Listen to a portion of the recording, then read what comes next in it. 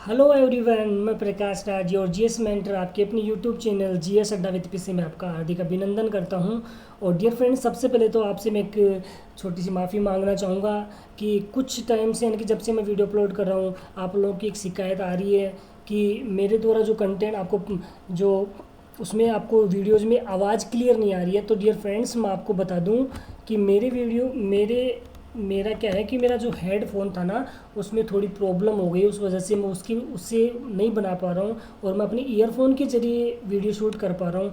जैसे आपको थोड़ा एक बैक में कुछ स्पेशल साउंड आ रही होगी, तो उसके लिए मैं आपसे एक क्षमा प्रार्थी हूँ, हाथ जोड़ के आपसे माफ़ी चाहता हूँ। और इतना सा कहता हूँ कि डियर फ्रेंड्स, आप उस साउंड पे मत जाइए, आप उस चीज़ पे जाइए कि मैं आपको जो कंटेंट प्रोवाइड करवा रहा हूँ उसमें कितना क्या है, उससे आपको क्या सीखने को मिल रहा है। उस चीज़ को आप नोटिस कीजिए कि मेरे द्वारा जो कंटेंट आपको प्रोवाइड कराया जा रहा है उसमें उसमें आपको कितना क्या कुछ नॉलेज मिल पा रहा है। तो डियर फ्रेंड्स, आप कुछ टाइम वेट कर लीजिए। आप मैं इस जो वॉल्यूम की जो इशू आ रहा है उसको भी कवर कर लूँगा और आपको बहुत अच्छी, बिल्कुल अच्छी आवाज़ में और भी अच्छा कंटेंट आपको प्रोवाइड कराऊँगा। तो इसके लिए एक बार अगेन आपसे सॉरी चाहता हूँ डियर फ्रेंड्स, मुझे माफ़ करना है इसके लिए। और डियर फ्रेंड्स, आज हम बात करने वाले हैं फिर से उन क्वेश्चंस के बारे में जो आपके आगामी जितने भी एग्ज़ाम्स आने वाली हैं उनके लिए बहुत ही ज़्यादा हेल्पफुल साबित होने वाले हैं। तो डियर फ्रेंड्स, आप बिल्कुल तन्मयता से होकर इन क्वेश्चंस को आप पढ़ें और मेरे द्वारा जो आपको ज्ञान प्रोवाइड करा जा रहा है उसको ध्यान से सुनिए, उसको अच्छे से रीड करें ताकि आप ज़्यादा से ज़्यादा नॉलेज गेन कर पाएँ। तो इसी क्रम में अपन बढ़ते हैं अपने फर्स्ट क्वेश्चन की ओर। और अपना फर्स्ट क्वेश्चन है, नाभिक के अलावा कोशिका के किस कोशिकांग में डीएनए प्रेजेंट होता है। क्वेश्चन फिर से रिपीट कर रहा हूं, नाभिक के अलावा कोशिका के किस कोशिकांग में डीएनए प्रेजेंट होता है। ए तारक केंद्र, ब गोल्जी कोय, स लाइसोसोम और द माइटोकॉन्ड्रिया। तो आपको बताना कि नाभिक के अलावा कोशिका का ऐसा कौन सा कोशिकांग है, कौन सा कोशिका का अंग है जिसमें डीएनए प्रेजेंट होता है। तो फ्रेंड्स, आप मुझे कमेंट बॉक्स में इसका राइट आंसर बता सकते हैं। इसका राइट आंसर होगा ऑप्शन द माइटोकॉन्ड्रिया। यानी कि माइटोकॉन्ड्रिया जिसको अपन कोशिका का पावर हाउस कहते हैं, कोशिका का शक्ति ग्रह कहते हैं, एक कोशिका का बिजली घर कहते हैं। ये एक ऐसा कोशिकांग है जो नाभिक के अलावा कोशिका जिसके अंदर डीएनए प्रेजेंट होता है। अब अपन जानते हैं इनके एक्स्ट्रा फैक्ट के बारे में डिटेल से अपन एनालिसिस करते हैं। फर्स्ट बात करते हैं अपन माइटोकॉन्ड्रिया की। तो माइटोकॉन्ड्रिया की खोज सबसे पहले की थी टी बावेरी ने की थी। वैज्ञानिक तो टी बावेरी, इन्होंने इसकी सबसे पहले खोज की थी। और सबसे पहले अपन बात करें तारक केंद्र की बात करें, सॉरी इसके लिए माफी चाहता हूँ। तारक केंद्र का होता है टी बावेरी ने इसकी खोज की थी। और इसका कार्य की बात करें तो तारक केंद्र का कार्य होता है कोशिका विभाजन के समय एस्टर किरणों का विकास करना। यानी कि कोशिका का विभाजन होता है उस समय जो एस्टर किरणें निकलती हैं उनका विकास करने का कार्य कौन करता है, तारक केंद्र करता है। खोज करता है इसके टी बावेरी है। ओके फ्रेंड, दूसरा अपन बात करते हैं गोल्जी कोय की खोज करता है कैमिलो गोल्जी। कार्य की बात करें तो शुक्राणुओं के एक्रोसोम का निर्माण करना, हार्मोन्स का सिक्रेशन करना और पदार्थों का संचय और उनका ट्रांसफर करना। तो गोल्जी कोय के खोजकर्ता कौन हुए, कैमिलो गोल्जी। कार्य अगर पूछा जाए तो कार्य होता है जो शुक्राणु के एक्रोसोम का निर्माण करना, हार्मोन्स का श्रावण करना, इसके अलावा जो विभिन्न प्रकार के प्रोडक्ट्स के उनको इकट्ठा करना और उनका अन्य दूसरी जगह पर स्थानांतरण करना। ओके फ्रेंड्स, आई होप आप समझ पा रहे होंगे। तो थर्ड अपन जानते हैं लाइसोसोम की खोज करता है टी डुवे ने लाइसोसोम की खोज की थी। कार्य की अपन बात करें तो बाह्य कोशिकीय पदार्थों तथा आंतरिक कोशिकीय पदार्थों का पाचन करना इसका मेन इंपॉर्टेंट कार्य होता है लाइसोसोम को। और लाइसोसोम को अपन आत्मघाती थैली भी कहते हैं, जो कहने के मतलब अपने इसके अंदर एक ऐसी थैली पाई जिसमें ये आत्मघाती यानी कि खुद का ही आत्मघात कर लेते हैं कि अपने द्वारा जो पचाया गया जितना भोजन उनका आत्मसात कर लेती है। ओके, फिर बात करते हैं अपन माइटोकॉन्ड्रिया, जो अपने इस क्वेश्चन का राइट आंसर है। इसकी खोज की थी कोलिकर नामक वैज्ञानिक ने माइटोकॉन्ड्रिया की खोज की थी। कार्य की अपन बात करें तो माइटोकॉन्ड्रिया कार्य कोशिका शोषण द्वारा एटीपी का निर्माण, एडिनोसिन ट्राइफॉस्फेट का निर्माण करने का कार्य कौन करता है, माइटोकॉन्ड्रिया करता है। इसको कोशिका का शक्ति ग्रह कहते हैं, पावर हाउस ऑफ सेल यानी कोशिका का पावर हाउस कहते हैं। इसके अलावा इसको कोशिका का बिजली घर भी कहते हैं। तो आई होप फ्रेंड्स, आप मेरे द्वारा इस दिए गए जानकारी से आप संतुष्ट हो पाए होंगे। तो अपन बढ़ते अपने 2 नंबर क्वेश्चन की ओर। और अपना 2 नंबर क्वेश्चन है, कोशिका की ट्रैफिक पुलिस किसे कहा जाता है। आपको बताना है कि जो सेल्स होती है, जिसको जो किसी भी बॉडी की क्रियात्मक और संरचनात्मक इकाई होती है कोशिका, उसकी ट्रैफिक पुलिस यानी कि उसकी सुरक्षा प्रदान करने वाली पुलिस कौन सी है। ठीक है, तो ए लाइसोसोम, ब गोल्जी कोई, स राइबोसोम और द माइटोकॉन्ड्रिया। तो जानते हैं इसका एक्स्ट्रा फैक्ट। तो एक्स्ट्रा फैक्ट की बात जो राइबोसोम होता है उस इसकी आंसर होगा वो तो होगा बे ऑप्शन गोल्जी कोई। गोल्जी कोई को अपन क्या कहते हैं, इसकी पुलिस ट्रैफिक पुलिस कहा जाता है। यानी कि क्वेश्चन की ट्रैफिक पुलिस किसे कहेंगे, गोल्जी कोई को कोशिका के ट्रैफिक पुलिस कहा जाता है। ऐसे अपन बात करें राइबोसोम्स की, तो राइबोसोम की खोज करता है पैलेट नामक वैज्ञानिक। उसको इसका कार्य होता है प्रोटीन का संश्लेषण करना और इसीलिए इसको क्या कहा जाता है, प्रोटीन फैक्ट्री कहा जाता है। जिस तरह कोशिकाएं गोल्जी कॉय को ट्रैफिक पुलिस कहा जाता है, इस तरह से जो राइबोसोम होता है उसको प्रोटीन फैक्ट्री कहते हैं। लाइसोसोम को आत्मघाती थैली कहा जाता है और माइटोकॉन्ड्रिया को कहा जाता है कोशिका का पावर हाउस, कोशिका बिजली घर कहा जाता है। ओके फ्रेंड, तो आप समझ पा रहे होंगे। तो अपना थर्ड क्वेश्चन है, निम्न सूचियों को सुमेलित कीजिए। ग्रेगर जॉन मेंडल जो सुमेलित जंपिंग जीन, बीटम एवं टेटम अनुवांशिकी के पिता, टेमिन व बाल्टीमोर एक जीन एक एंजाइम सिद्धांत, डी बारबारा माई क्लिंटॉक रिवर्स ट्रांसक्रिप्टेश। तो आपको इन दूसरे को जो फर्स्ट सूची में दिए गए हैं उनको सूची 2 से मिलान करना है। तो सबसे पहले अपन मानते हैं ग्रेगर जॉन मेंडल। तो डियर फ्रेंड्स, जो ग्रेगर जॉन मेंडल थे उनको फादर्स ऑफ जेनेटिक्स कहा जाता है। क्या कहा जाता है, फादर ऑफ जेनेटिक्स, यानी कि अनुवांशिकी के पिता कहा जाता है। बीटल और टेटम के ऊपर बात करें तो एक जीन एक एंजाइम सिद्धांत, यानी कि एक जीन एक एंजाइम सिद्धांत की पितामह किसे कहा जाता है, बीटल व टेटम को कहा जाता है। बात करें सी ऑप्शन कि टेमिन व बाल्टीमोर, तो रिवर्स ट्रांसक्रिप्शन, यानी कि जो ट्रांसक्रिप्शन की पुनः चक्रण की जो क्रिया होती है उसको जाना जाता है टेमिन व बाल्टीमोर के द्वारा जाना जाता है। ओके, डी है बारबारा माई क्लिंटॉक। तो जंपिंग जीन है उससे रिलेटेड कौन है, बारबारा माई क्लिंटॉक। तो इसका राइट आंसर होगा ऑप्शन ए 2, 3, 4, 1। कहने के बाद ग्रेगर जॉन मेंडल किससे संबंधित है, अनुवांशिकी के पिता। बीटल व टेटम की बात करें तो एक जीन एक सिद्धांत। टेमिन व बाल्टीमोर की बात करें तो रिवर्स ट्रांसक्रिप्टेस, और बारबारा माई क्लिंटॉक की बात करें तो जंपिंग जीन। तो डियर फ्रेंड्स, आप समझ पाएंगे ये बहुत ही मोर देन इंपॉर्टेंट है और 100% एग्जाम में एक ना एक इनमें से डेफिनेट आने वाला है। तो आप इसको अच्छे से समझने की कोशिश करना, और फिर भी अगर कोई क्वेरी हो तो आप मुझे कमेंट बॉक्स में मैसेज जरूर करना।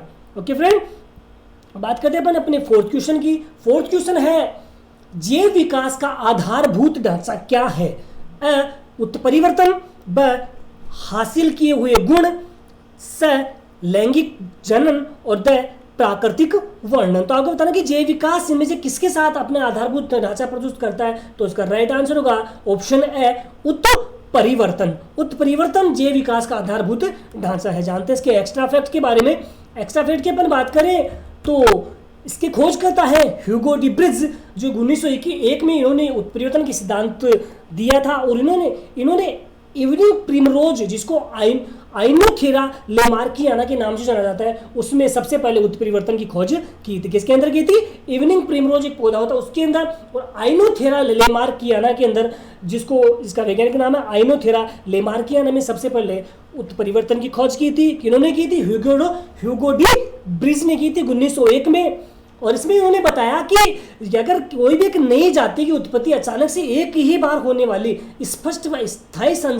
वंशतागत आकस्मिक परिवर्तनों के कारण होती है। कहने का मतलब ये है कि जब कोई भी एक नई जाति की उत्पत्ति होती है तो उससे अचानक से उत्पन्न होती है, तो उसमें जो परिवर्तन देखने को मिलेंगे वो स्पष्ट व स्थायी रूप से अपने को परिवर्तन देखने को मिलते हैं। ओके फ्रेंड, बात करते हैं अपने नेक्स्ट क्वेश्चन की। नेक्स्ट क्वेश्चन है, प्रकाश संश्लेषण हेतु सर्वाधिक क्रियाशील प्रकाश है। बैंगनी प्रकाश, ब लाल प्रकाश, स नीला प्रकाश और द हरा प्रकाश। तो आपको बता रहे हैं जो प्रकाश संश्लेषण फोटोसिंथेसिस की जो क्रियाशील होती है उसमें सर्वाधिक प्रकाश किसके अंदर प्रेजेंट होता है। तो इसका राइट आंसर होगा ऑप्शन ब लाल प्रकाश, यानी कि लाल जो रेड लाइट होती है उसमें प्रकाश संश्लेषण सबसे अधिक क्रियाशील होता है। तो जानते हैं अपना सिक्स क्वेश्चन है, मानव शरीर में विटामिन ए संचित रहता है। आपको बताना है जो मानव शरीर है उसमें विटामिन ए कहाँ संचित रहता है। तो यकृत, ब आमाशय, स तिल्लिया जिसको स्प्लीन प्लीहा भी कहते हैं, और द उदर में। तो राइट आंसर की बात करें, इसका राइट आंसर होगा ऑप्शन ए यकृत, लीवर जो हमारे शरीर की सबसे बड़ी ग्रंथि है लीवर, उसको कहा जाता है, जिसमें विटामिन ए संचित रहता है। ओके फ्रेंड, बढ़ते अपन 7th क्वेश्चन की ओर। 7th क्वेश्चन है, अदरक एक तना है, जड़ नहीं, क्योंकि इनमें क्या प्रेजेंट होता है?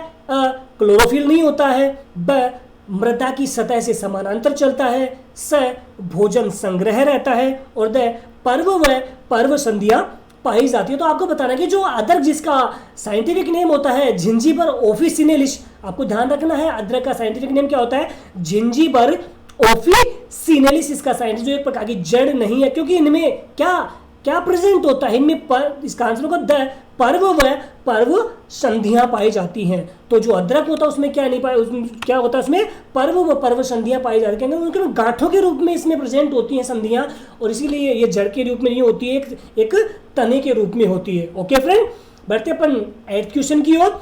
8th क्वेश्चन है, रुधिर के प्लाज्मा में निम्न में से किसके द्वारा प्रतिरक्षी निर्मित होती है? ऑप्शन ए मोनोसाइट, ब लिम्फोसाइट, स इओसिनोफिल, और ड न्यूट्रोफिल।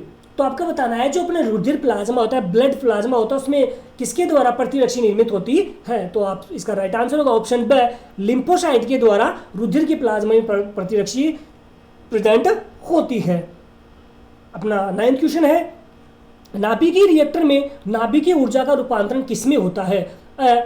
ऊष्मा में, ब यांत्रिक ऊर्जा में, स प्रकाश ऊर्जा में, और द ध्वनि ऊर्जा में। तो आपको बताना है कि जो नाभिकीय रिएक्टर्स होते हैं उनमें नाभिकीय ऊर्जा का रूपांतरण किसमें होता है? तो इसका राइट आंसर होगा ऑप्शन ए ऊष्मा में। यानी कि जो नाभिकीय रिएक्टर्स होते हैं उनमें जो नाभिकीय ऊर्जा निकलती है उसका रूपांतरण किसमें होता है? ऊष्मा के रूप में उसका रूपांतरण हो जाता है। तो ओके फ्रेंड, आप समझ पाए होंगे। बढ़ते अपने 10th क्वेश्चन की ओर। अपना 10th क्वेश्चन है, ताप बढ़ाने पर शांता गुणांक पर क्या प्रभाव पड़ता है?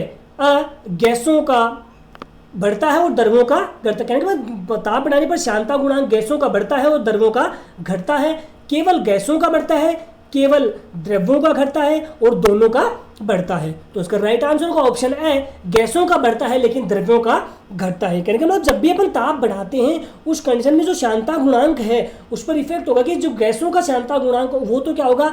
बढ़ेगा, और द्रव्यों का क्या होगा? घटते हैं। यानी कि शांता गुणांक क्या होगा? कहने का मतलब जब भी अपन कोई भी पदार्थ एक स्थान से कोई भी तरल पदार्थ एक स्थान से दूसरे स्थान पर घर्षण करता है तो उसका घर्षण को जो एक स्थान से क्या होगा उसके दूसरे स्थान पर जा रहा है, वहां पर जो घर्षण की क्रिया होती है वही क्या होता है? उसका शांता गुणांक होता है। ओके फ्रेंड, तो चलते हैं अपन 11th क्वेश्चन की ओर। 11th क्वेश्चन है, सुपरसोनिक प्लेन, जिसको पराध्वनिक विमान भी कहा जाता है, किस चाल से उड़ते हैं? ध्वनि की चाल से, ब प्रकाश की चाल से, स ध्वनि की चाल से कम चाल से, और द उपरोक्त में से कोई नहीं। आपको बताना है जो सुपरसोनिक प्लेन है वो किस चाल से उड़ते हैं? तो राइट आंसर होगा इसका प्रकाश की चाल से। यानी कि प्रकाश की चाल से सुपरसोनिक प्लेन आकाश में आसानी से उड़ पाते हैं। ओके फ्रेंड, बढ़ते हैं 12th क्वेश्चन की ओर। दूरदृष्टि दोष का निवारण करने के लिए किस लेंस का उपयोग किया जाता है? आपको बताना है कि जो दूरदृष्टि दोष, जो हमारे शरीर हमारे आंखों में जो दोष उत्पन्न होते हैं, एक होता है निकट दृष्टि दोष और एक होता है दूरदृष्टि दोष। तो यहाँ पूछा गया है कि जो दूरदृष्टि दोष है उसके निवारण के लिए किस लेंस का उपयोग किया जाता है? उत्तल लेंस का, ब अवतल लेंस का, द दर्पण का, और द उभयोतल लेंस का। तो इसका राइट आंसर आप कमेंट बॉक्स में बता सकते हैं। तो इसका राइट आंसर होगा ऑप्शन ए उत्तल लेंस का। तो जो उत्तल लेंस होता है उसका प्रयोग करके अपन दूरदृष्टि दोष को दूर कर सकते हैं। ओके फ्रेंड, अगर अपन जाने कि उत्तल लेंस होता क्या है, उत्तल लेंस क्या होता है? उत्तल लेंस वो होता है कि उत्तल लेंस के जो किनारों पे तुम क्या होता है बिल्कुल अंदर किनारों जो पतला होता है और बीच में से उसका पार्ट क्या होता है? मोटा होता है। अवतल लेंस की बात करें तो अवतल लेंस बीच में से तो क्या होता है? धसा हुआ होता है और किनारों पे क्या होता है? फैला हुआ होता है। ये दोनों होते हैं उत्तल और अवतल लेंस। ओके फ्रेंड, बढ़ते अपन 13 क्वेश्चन की ओर।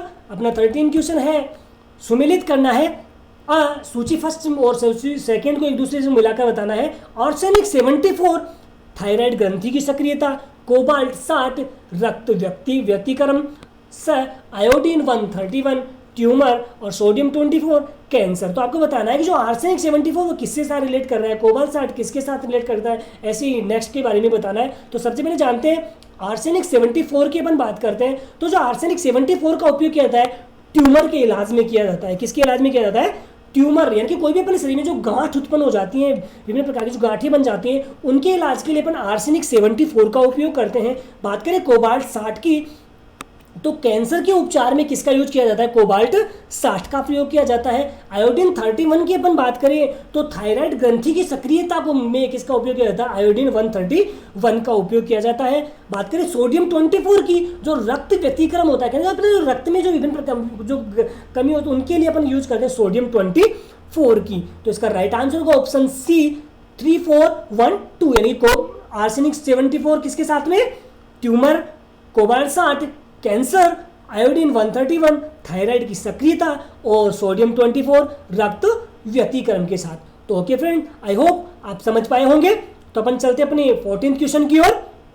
अपना 14th क्वेश्चन है, चश्मे के लिए काले शीशों में शामिल होता है अ फेरस ऑक्साइड, ब लैंथेनाइड ऑक्साइड, स निकेल ऑक्साइड और द फेरिक ऑक्साइड। आपको बताना है जो अपन जो काले चश्मे अपन जो चश्मे पहनते हैं उसमें जो काले शीशे होते हैं क्या प्रेजेंट होता है? तो इसका राइट आंसर होगा ऑप्शन ब लैंथेनाइड ऑक्साइड। जो अपने जो चश्मों में काले शीशे लगाए जाते हैं उनमें लैंथेनाइड ऑक्साइड होता है, जिसकी वजह से वो चश्मे जो शीशे होते हैं कैसे होते हैं? काले होते हैं। ओके फ्रेंड, नेक्स्ट क्वेश्चन की अपन बात करें, निम्न में से कौन सा एक आरडीएक्स का अन्य नाम है?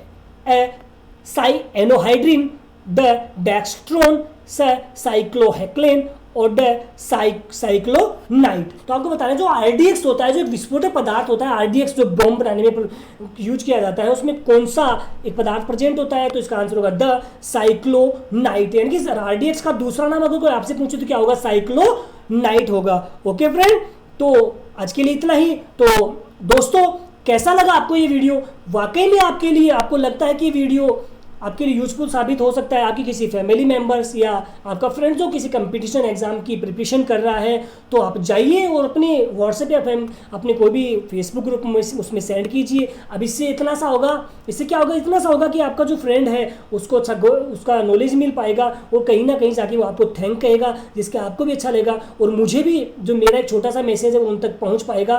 तो फ्रेंड्स, आपको कैसा लगा ये फ्रेंड? आप मुझे कैसा लगा ये वीडियो मुझे ज़रूर बताना। मेरे द्वारा दिया कंटेंट आपको अच्छा लग रहा है तो आप कमेंट बॉक्स में मैसेज करके मुझे ज़रूर बताना। और अगर आपकी कोई भी क्वेरी रहती है किसी भी क्वेश्चन के लिए, अन्य किसी प्रकार की क्वेरी रहती है, तो आप मुझे मैसेज में अपना मैसेज पिन करके ज़रूर बताना। मैं आपके उसकी जवाब देने की ज़रूर कोशिश करूँगा। तो धन्यवाद फ्रेंड्स, जय हिंद, जय भारत।